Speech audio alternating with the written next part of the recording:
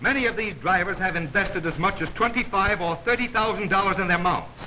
But to win the Indianapolis Classic means to win $50,000 or $60,000.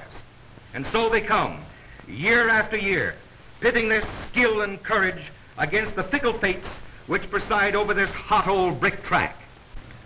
There's Ray Haroon. Ray won the Indianapolis race way back in 1911. And there's Arthur Chevrolet. This track draws him back like a magnet each year. Ah, here we are at the Indianapolis racetrack of years ago.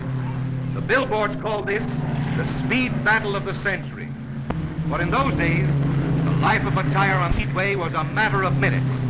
And he who was most adept at replacing tires usually won. And that, if you remember, was about the time when frequent punctures and blowouts were expected as a part of the day's motoring. 500 miles of service from a tire was something to boast about. Many years ago, Firestone began to use the racetrack as a sort of addition to its testing laboratory. Here, Firestone engineers studied the effects of extreme high speeds on rubber and fabrics.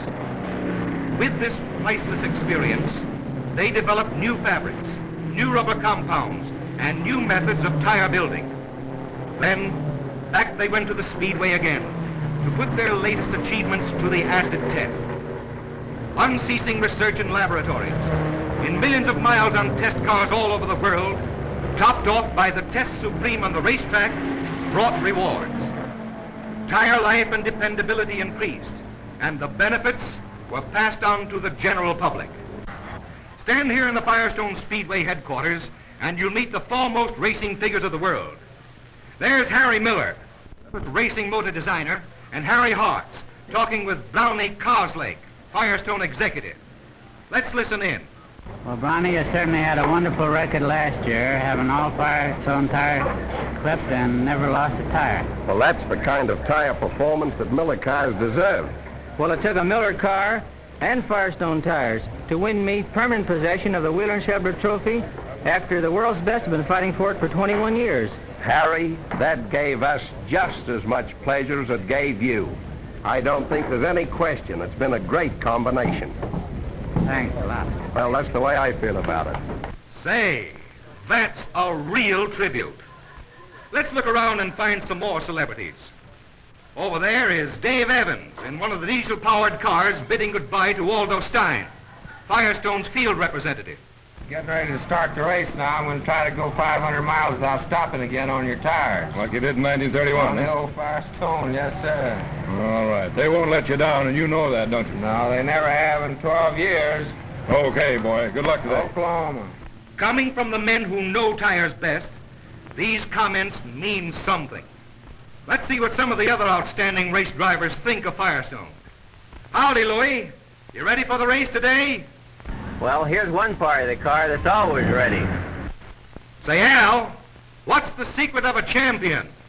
Right here. Fred, what kind of tires are you riding on? Why, by all means, Firestones. I have over $10,000 invested in this car and a little over 3 years' work, and I wouldn't risk my neck on anything else. Don't take any chances, Kelly. Not me, boy. Well, Wilbur, going to finish in the money today? Well, if we don't, it certainly won't be the fault of these babies. How's she riding, Ralph? Perfectly. On Firestone. Frank, what do you think of tires? Firestone. Put 'em on. Forget 'em. Hello, Chet. Lots of luck to you, boy. I'm not trusting to luck. I ride Firestone. Maury, what's the best thing on wheels here today? Right there's the best thing on wheels. Play it safe, Tony. I already have. Hey, Snowy, what do you think of Firestones? I think so much of Firestone tires that I wouldn't risk my neck on any other tire. Hiya, Red. Gonna bring home new shoes for the baby? Ha ha! My baby's got shoes. Firestones. Let's go, gang. There goes the first bomb. Curtain is about to rise on the world's greatest drama of speed, skill, and stamina. The mighty masked band blares an overture. Let's listen.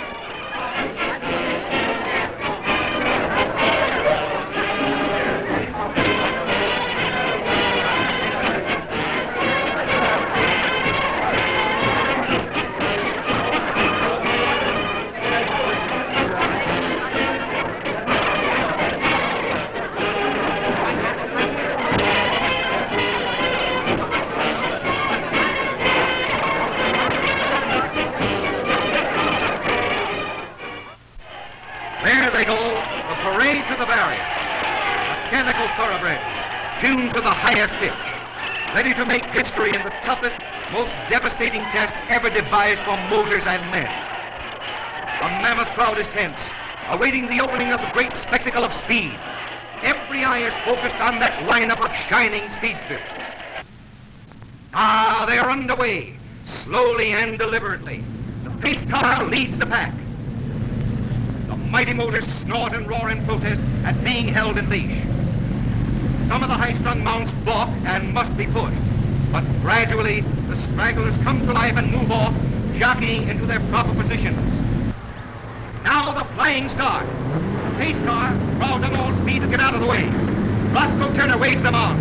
The leaders stamp on the throttle. And with full-throated roars of joyous power, the race is on, with the checkered flag 500 miles ahead. Who will be the first at the turn?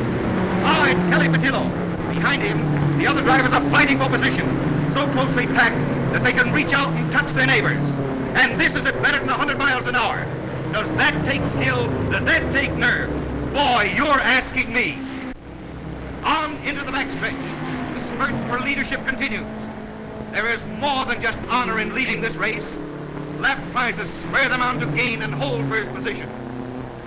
There's Patillo leading the field at the end of the first lap. But there are 199 more laps to go. Anything can happen between now and the finish, and most anything will. Well, this is the Indianapolis, where you can always expect the unexpected.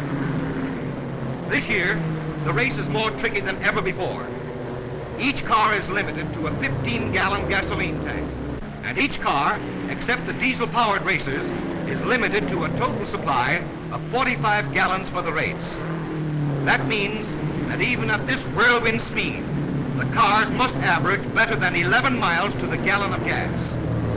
Oil is limited too, and the builders of these speed bugs have had to design for economy as well as for flashing performance. Such is the price of progress. Have you ever wondered how it would feel to skim around this track at better than 100 miles an hour? Would you really like to know? Okay, here we go. And believe me, this is the fastest automobile ride most of you will ever get. And now down the straightaway. The tachometer needle swings around to indicate a speed of nearly 120 miles an hour. Now, into the turn. Steady, hang on hard. Of course, the scenery just jumps around. But remember, this isn't a boulevard.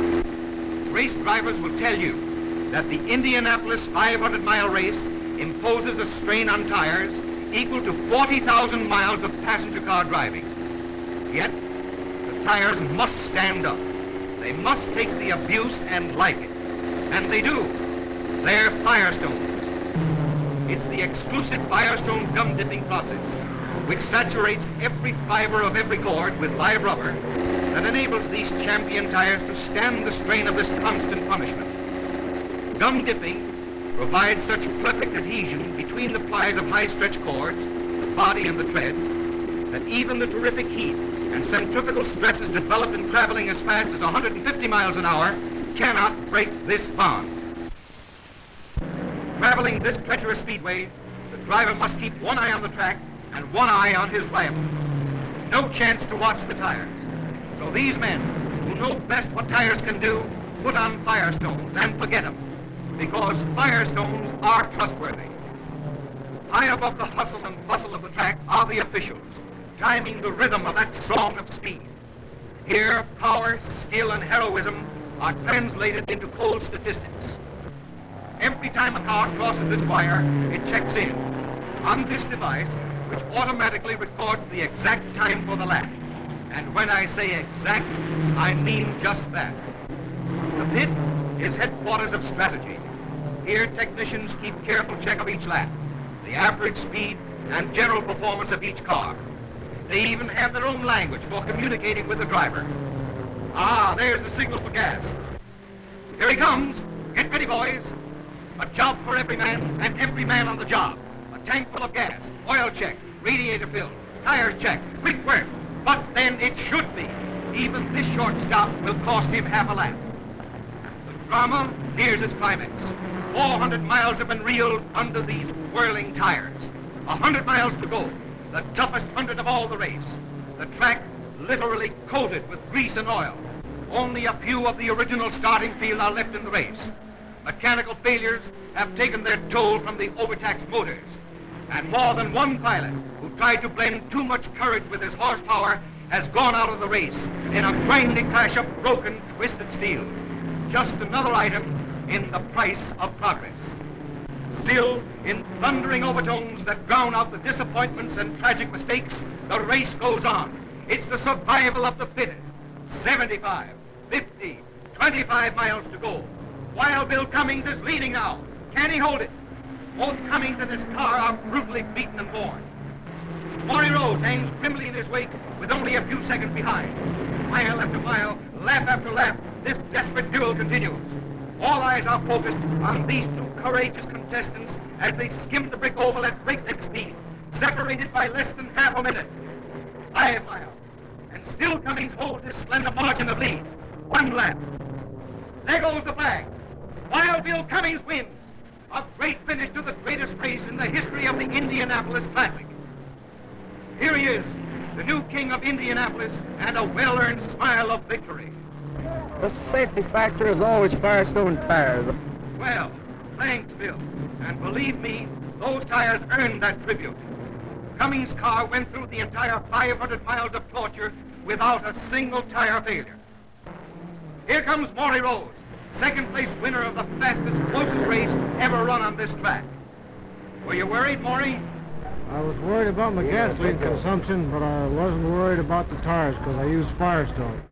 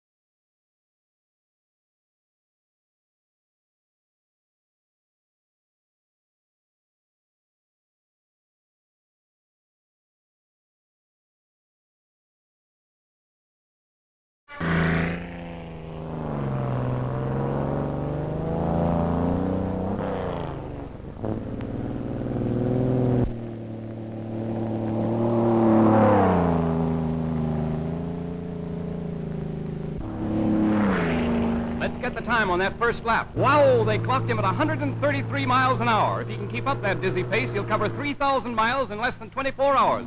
At least he will if nothing happens. How would you like to trade places with him? Well, you can have my share of it. He hopes, confidently expects to cover 3,000 miles within a day's time and drive the entire distance himself.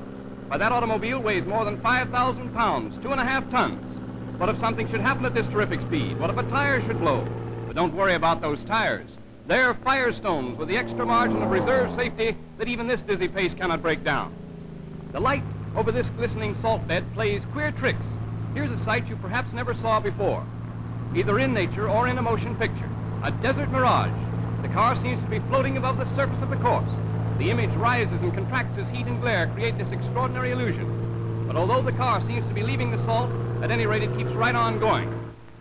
The run is timed by a light beam that crosses the track and falls on a photoelectric cell. One battery of timing clocks operates until the light beam is interrupted by the passing of the car. And then an amplifier in direct connection picks up the interruption and converts it into the activating force that stops one group of watches to record the lap just ended and starts another battery to record the next lap. 200 miles behind them, and already the records are beginning to topple like 10 pins. And Ab is still pushing that right foot to the floorboard. What a driver. You'd expect him to be hanging onto that wheel for dear life, and yet he handles the hurtling mechanical monster with perfect nonchalance. Boy, look at those course markers go by. Actually, they're 300 feet apart, and yet they flit by like boards on a picket fence. Wonder how our tires are standing up. Can they take it? I'll say they can. But even a gale does little to abate the blazing heat of the desert sun that sends the thermometer to 118 degrees. But Ab keeps right on, turning left, for he knows that those gum-dipped cords in Firestones mean cool tires without a worry about tire trouble. And now he comes into the pit. 100 gallons or so of gas into the tanks, and Jenkins doesn't even wait for his change. More important right now is a bottle of milk. Never mind the tires, boys. They're Firestones. Well, come on, let's go. Remember, those watches keep ticking off the precious seconds just the same, whether the car's in the pits or on the course. Step on it, Ab.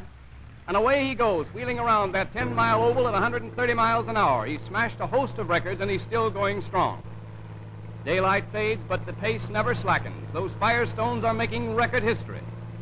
Around the course, the guiding flares are lighted, tiny specks of light to mark the inside limits of the speedway.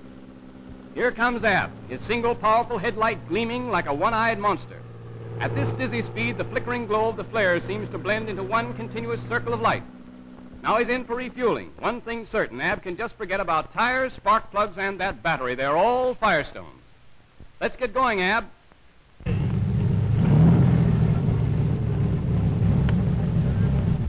Uh-oh, here's trouble. The track is breaking up under the strain. Imagine a broken patch in concrete 4 inches deep. Imagine driving into that trap at 130 miles an hour and the car still standing the pace. But what about the man in the driver's seat? Well, can you tie that? 20 hours behind that wheel, and yet Ab is nonchalantly steering with one hand and writing a note with the other. There goes the note. Let's see it. Must be mighty important. Maybe something's gone wrong. Go to bed, you Firestone guys. These tires will last longer than you can. The drama of speed and stamina nears its climax. Only a few miles to go, just a lap or two until the finish. What a triumph for Iron Man Jenkins, and what a triumph of man's mechanical genius. This creation of steel and rubber has swept the boards clean of 76 official records. During all the grueling punishment, there has not been a single tire failure. Every Firestone spark plug has proved worthy of its trust, despite the strain of constant overload. The Firestone battery never faltered, almost 2 years of normal service in less than 24 hours. The Firestone fan belt stood up under the terrific strain of nearly 6 months' normal usage, heaped on in a single day. But after all, that's the kind of extra stamina you expect from Firestone products. And here's the finish. 3,000 miles in 23.5 hours. That's an average for the entire distance of 127 2/10 miles an hour, and man, oh man, that's traveling. Ab Jenkins has made history on the salt beds here today with 77 new official speed and endurance records. Of course, immediately after the run, all Utah paid tribute to Jenkins. There were banquets, numerous organizations honored the intrepid driver, and a cup was presented by the governor of the state. Once the round of entertainment was over, Ab struck out for the east, and one day wheeled his car up to the Firestone factory in Akron. And here is Mr. Harvey S. Firestone extending well-earned congratulations to Jenkins. Now, perhaps you are wondering what Firestone's racing records mean to you. Perhaps you're saying that you'll never take part in the game of thrills and chills on the speedway, but remember this fact. The racing speeds of yesterday are the touring speeds of today. Every car owner needs the extra margin of stamina and performance. The reserve safety built into gum-dipped Firestone high-speed tires and all other Firestone products.